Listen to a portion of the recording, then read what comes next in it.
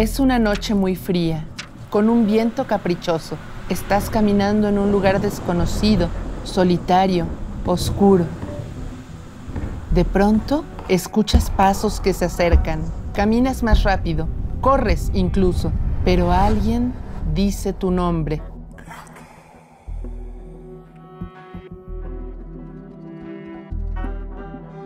El miedo está en la literatura para disfrutarlo. Por ello, el género de terror es el favorito entre los adolescentes. Hola, soy Raquel Castro y soy escritora. He publicado novelas y cuentos y mi trabajo ha sido reconocido con el Premio Gran Angular de Literatura Juvenil y por la Fundación Cuatro Gatos.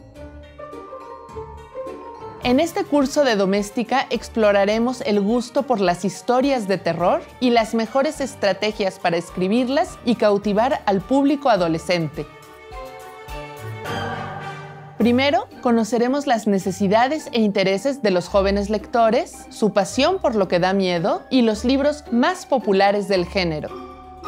Ahondaremos en los primeros pasos hacia la redacción de una escena de terror y la importancia de estar atento a lo cotidiano para encontrar ideas que podrás convertir en historias espeluznantes. Los monstruos ficticios nacen de nuestras preocupaciones reales. Así que indagaremos en la creación de diferentes tipos de personajes y de su mundo y platicaremos de los momentos vitales de una historia.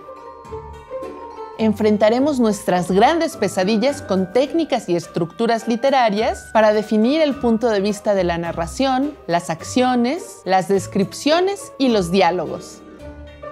Con el dominio de estos elementos, comprenderemos cómo corregir un texto y presentarlo al mundo. Al terminar las lecciones, tendrás esbozada una historia de terror y contarás con todos los elementos para desarrollarla de forma completa. Escribe literatura juvenil de terror que invite a los adolescentes a leerla una y otra vez.